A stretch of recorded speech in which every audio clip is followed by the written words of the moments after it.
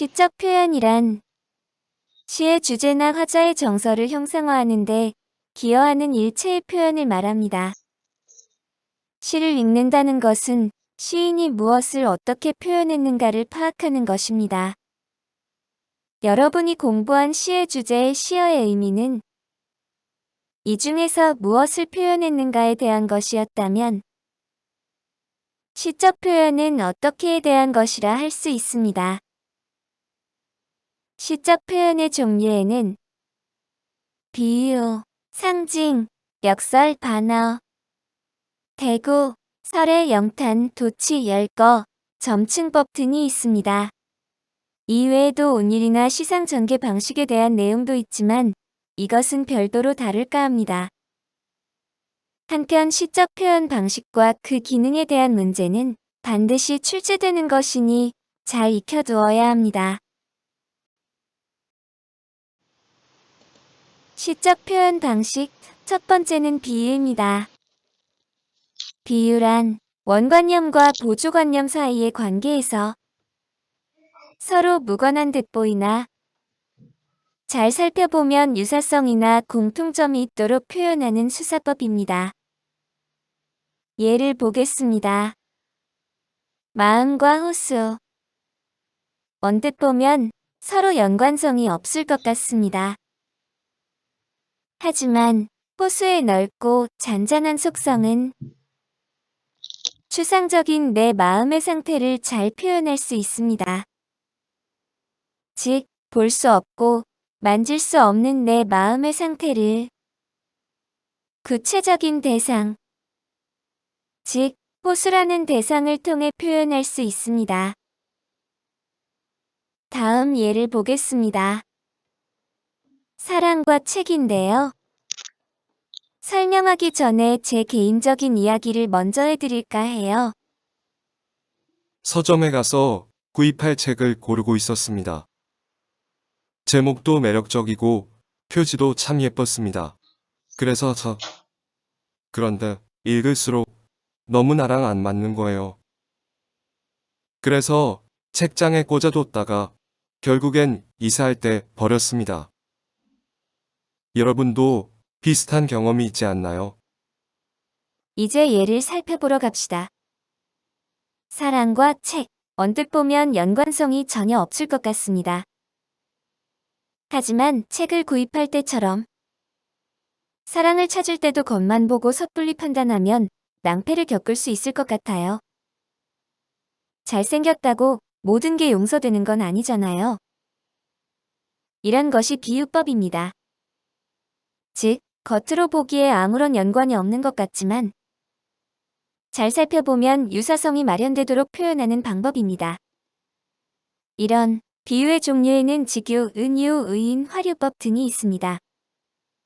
대유법과 유추도 비유와 함께 이야기됩니다. 이제 직유법부터 살펴보러 갑시다.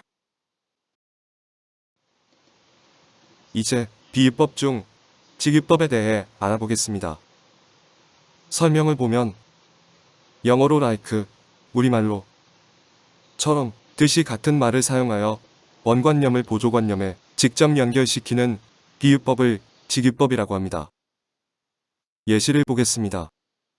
직유법이 쓰인 부분을 보면 황금의 꽃같이, 햇발같이, 샘물같이, 연기처럼, 죽순 돋듯, 과 같이 나타납니다. 모두 같이, 처럼 같은 말들이 있죠. 이런 표현을 통해 직유법은 원관념과 보조관념을 직접 연결시킵니다. 비유적 표현으로 대상에 대한 서술자의 생각을 드러낼 수 있습니다.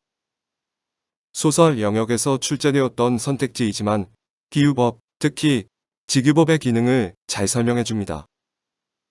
우리는 단순히 직유법의 사용 여부만을 따지는 것이 아니라 표현의 기능에 대해 생각해 보아야 합니다. 우리는 직유법의 예를 다시 하나씩 살펴보겠습니다. 황금의 꽃같이 빛나던 옛 맹세.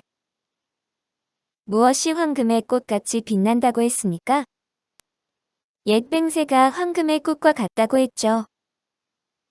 이제 황금의 꽃과 맹세를 이어보면 화자가 님과의 약속을 매우 소중하게 생각하고 있었다는 것을 알 수 있습니다. 다음 예시를 보겠습니다. 돌담에 속삭이는 햇발같이. 이 시구 뒤에 나오지만 화자는 봄날을 느끼는 마음이 돌담에 속삭이는 햇발 같고 뜰 아래 반짝이는 샘물 같다고 한 것입니다. 봄날 화자의 순수하고 맑은 마음이 느껴지네요. 다음 예시를 같이 봅시다. 연기처럼 사라져버린 아버지. 무엇이 연기처럼 사라져버렸나요? 네, 아버지가 사라져버린 상황을 연기가 사라진 것에 빗대어 표현했습니다. 연기가 공중에 흩어지면 그 흔적조차 남지 않습니다. 아버지도 그렇게 사라졌다는 의미입니다. 지금까지 우리는 비유 중 직유법을 공부했습니다. 듯이, 가치 등의 표현으로 직유법이 쓰였다는 것을 찾아낼 수 있고, 이런 표현을 통해 인물이나 대상에 대한 화자의 태도까지 생각해 보았습니다.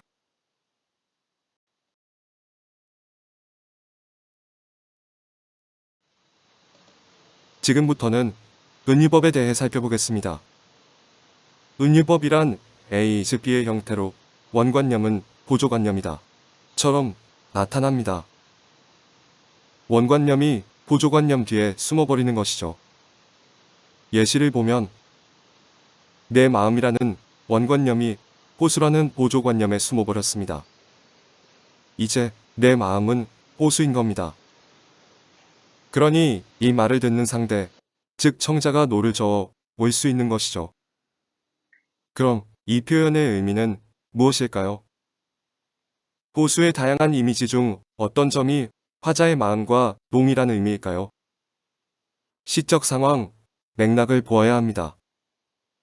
여기서는 이어지는 시구를 보면 그대 노저어 오라고 했으니 잔잔하고 평온한 상태를 나타내는 게 아닐까 합니다. 다음 예시를 보겠습니다. 박재삼님의 작품으로 시집 춘향이 마음 중 한 작품입니다. 이번에는 여러분이 찾아보시길 바랍니다. 영상을 잠시 멈추고 직접 찾아보길 바랍니다. 어느 부분에 은유가 쓰였습니까? 세 번째 줄, 내 마음은 꽃나무이다. 은유가 쓰였습니다. 그럼 이 시구는 어떤 의미일까요? 꽃나무는 여기저기서 피고 또 지고 있네요. 그런데 스스로 그렇게 하는 것이 아니라 바람 때문에, 햇살 때문에 그런다고 했습니다. 내 마음도 의도하지 않았지만 어쩔 수 없이 웃었다 울었다 합니다. 그러니 내 마음은 꽃나무와 같네요. 그런데 의도하지 않았지만 자연스럽게 웃었다 울었다 한다는데 언제 그럴까요? 화자가 춘향이라는 점도 함께 고려해 보세요. 나 바로 사랑할 때가 아닐까 싶습니다. 그러니까 상대방으로 인해 내 마음이 좌우되는 상태인 거죠. 아주 푹 빠진 모양입니다. 후우. 우리는 여기서 은유에 대해 공부했습니다. 은유란 A is B의 형태로 표현되고 원관념이 보조관념 뒤에 숨어버려 보조관념을 부각시키는 것이라고 했습니다. 나아가 은유적 표현의 의미를 찾아내는 연습도 했습니다.